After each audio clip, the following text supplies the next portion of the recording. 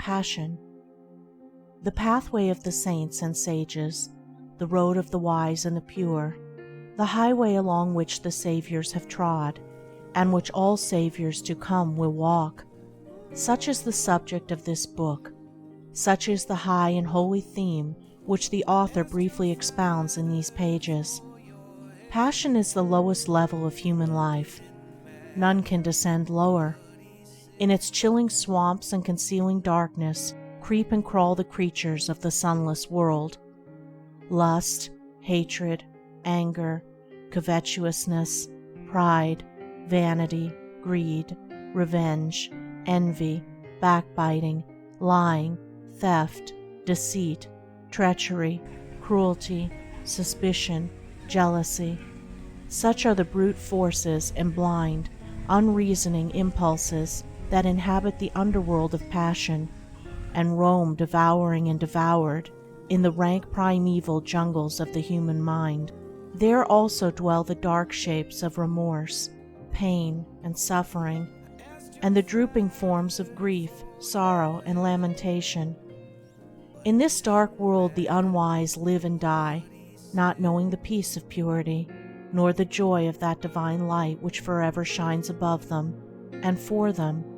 Yet it shines in vain so long as it falls on the unseeing eyes which look not up, but are ever bent earthward, fleshward. But the wise look up. They are not satisfied with this passion world. They bend their steps towards the upper world of peace, the light and the glory of which they behold, at first far off, but nearer and with ever-increasing splendor as they ascend. None can fall lower than passion, but all can rise higher. In that lowest place where further descent is impossible, all who move forward must ascend. The ascending pathway is always at hand, near and easily accessible. It is the way of self-conquest. He has already entered into it who has begun to say nay to his selfishness, who has begun to discipline his desires, and to control and command the unruly elements of his mind.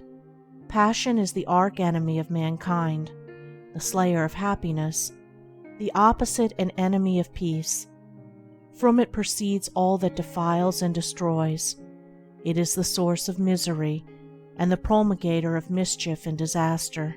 The inner world of selfishness is rooted in ignorance, ignorance of divine law, of divine goodness, ignorance of the pure way and the peaceful path. Passion is dark, and it thrives and flourishes in spiritual darkness. It cannot enter the regions of spiritual light. In the enlightened mind, the darkness of ignorance is destroyed. In the pure heart there is no place for passion. Passion in all its forms is a mental thirst, a fever, a torturing unrest. As a fire consumes a magnificent building, reducing it to a heap of unsightly ashes, so are men consumed by the flames of passions, and their deeds and works fall and perish. If one would find peace, he must come out of passion. The wise man subdues his passions. The foolish man is subdued by them. The seeker for wisdom begins by turning his back on folly. The lover of peace enters the way which leads thereto, and with every step he takes, he leaves further below and behind him the dark dwelling place of passion and despair.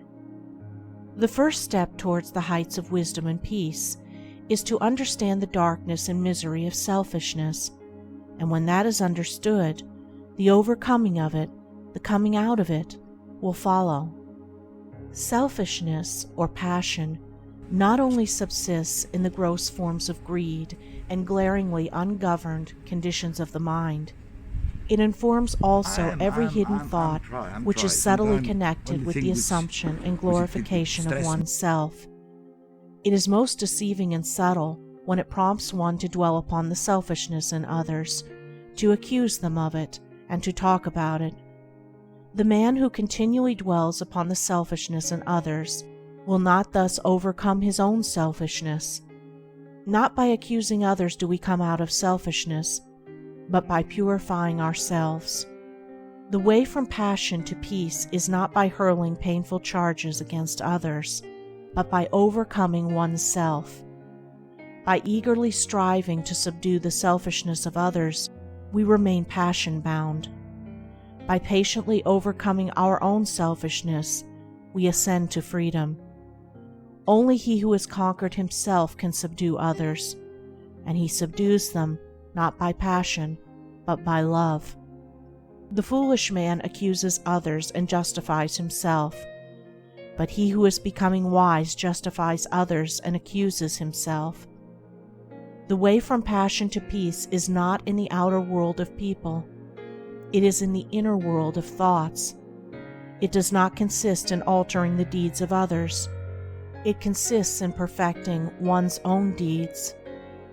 Frequently, the man of passion is most eager to put others right, but the man of wisdom puts himself right. If one is anxious to reform the world, let him begin by reforming himself. The reformation of self does not end with the elimination of the sensual elements only. That is its beginning. It ends only when every vain thought and selfish aim is overcome. Short of perfect purity and wisdom, there is still some form of self-slavery or folly which needs to be conquered. Passion is at the base of the structure of life. Peace is at its crown and summit. Without passion to begin with, there would be no power to work with, and no achievement to end with. Passion represents power, but power misdirected, power producing hurt instead of happiness. Its forces, while instruments of destruction in the hands of the foolish, are instruments of preservation in the hands of the wise. When curbed and concentrated and beneficially directed, they represent working energy. Passion is the flaming sword which guards the gates of paradise. It shuts out and destroys the foolish. It admits and preserves the wise. He is the foolish man who does not know the extent of his own ignorance, who is the slave of thoughts of self, who obeys the impulses of passion. He is the wise man who knows his own ignorance, who understands the emptiness of selfish thoughts, who masters the impulses of passion. The fool descends into deeper and deeper ignorance. The wise man ascends into higher and higher knowledge. The fool desires, suffers, and dies. The wise man aspires, rejoices, and lives. With mind intent on wisdom and mental gaze raised upward, the spiritual warrior perceives the upward way and fixes his attention upon the heights of peace.